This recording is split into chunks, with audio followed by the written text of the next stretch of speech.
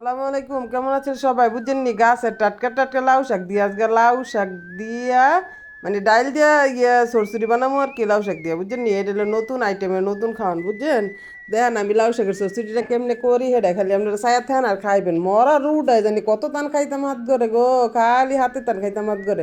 এত টান রাইন দো আমার মনটা চাইছে আজকে লাউ দিয়া মানে লাউয়ের সরসরি খাইতাম আর কি, লাউ শাকের সরসরি বুঝছেন নি। খিদা লেগে গেছে গা তো পেটো, মানে কথা খালি আবল তাবল লাই। আপনারা আবার মাইন্টেন করেন না বুঝছেন নি, দুই একটা কথা যদি ভুল হয়ে ক্ষমার দৃষ্টি দিয়ে দেখেন অবশ্যই। তারপরে করবেন কি, লাউ শাকটি না ভালো করে ভাজা, এরপর তেল দিবেন, তেল দিয়ে পেঁয়াজ দিবেন আর কাঁচামরিচ অবশ্যই ফাইরা দিবেন। কাঁচামরিচ ফাইরা না দিলে আপনার শ্বশুরের মধ্যে কদ্দুর গেলাম মজা লাগতো না বুঝছেন নি। এটা একটু ঝাল ঝাল থাকবো তো লইল স্বাদ। যখন আপনি দেখবেন পেঁয়াজটা লাল লাল হয়ে আছে, তখন কা করবেন কি আপনারা করে নেবেন কি জানি কয়, পানি দিবেন। পানি দিয়ে এরপর ডাইল ডাইল দিবেন, ডাইল দিয়ে হলুদ মরিচ দিবেন পরিমাণ মতো দিয়ে, তারপর আলা ডাইল দিয়ে আলা কেমনি চরচড়িটা বানাই সেটা খালি দেখেন। আর অবশ্যই স্বাদ মতো লবণ দিয়ে দিবেন, দিয়ে ভালো করে তখন আপনি পছন্দ হইব তখন কে করবেন কি আপনারা করবেন কি জানি কয়, লাউ শাকটা দিয়ে দিবেন। লাউ শাকটা অবশ্যই ভালো করে সুন্দর করে ধুয়ে লইবেন বুঝছেন কি লাগে। শাক যত কয় না কানার খাটনি খাইটা পাইলাম না নেকনামি, আর সাফিলা মাছ দিয়ে পাইলাম না বালা পানি গেলে কইছে এ শাক ডরম শাক এমন 32 বার ধোয়া লাগে বুঝছেন।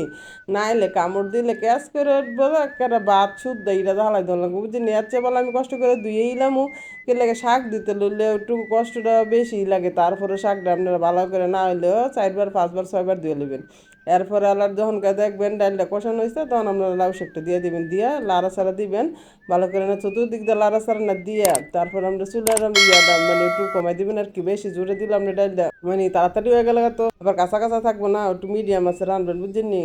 যে কোনো জিনিস সুন্দর করে রান্ধন লাগে মনোযোগ দিয়ে, মনোযোগ সহকারে যেটা করবেন দেখবেন সেই জিনিসই সুন্দর বুঝছেন না। মনোযোগ স্যার আপনাকে রানবেন এন মনটা যায় থাকবো ওই আকাশে বাতাসে, তাইলে কিন্তু আমরা রান্না সুন্দর হইতো না।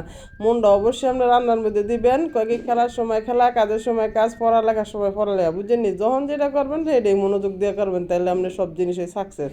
এজন্য রান্নাটাও কিন্তু কম না, খাইয়া যেন মানুষের স্বাদ কয় মজা কয় বুঝেন না, এটাও মনোযোগ দিয়ে রান্ধান লাগে। এরপরে করবেন কি 2-3 মিনিট পরে আবার একটু লাড়াটা দিবেন বুঝছেন না। লাড়া ছাড়া না দিয়ে দিলে তো পরে আবার নিচে লাগিয়ে গেলে একটা সমস্যা।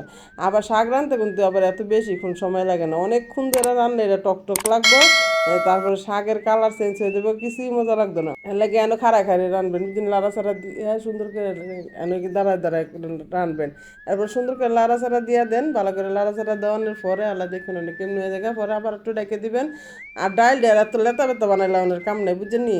কি লেগে সরসরি তো সরসরি এটা থাক সিদ্ধ হইব ঠিকই ডাইলটা, কিন্তু আপনার হইব মানে এত একেবারে লেতা বেতা বানাই নেবেন না বুঝছেন নি। ডাইলে সুন্দর লাগে না আর কি আমার তো, এর জন্য আমি একদম আস্তে আস্তে ডাইলটা রাখছি, যাতে ভাতের সাথে দিলে সুন্দর করে খাইতে। সবাই ভালো থাকবেন, আসসালামু আলাইকুম।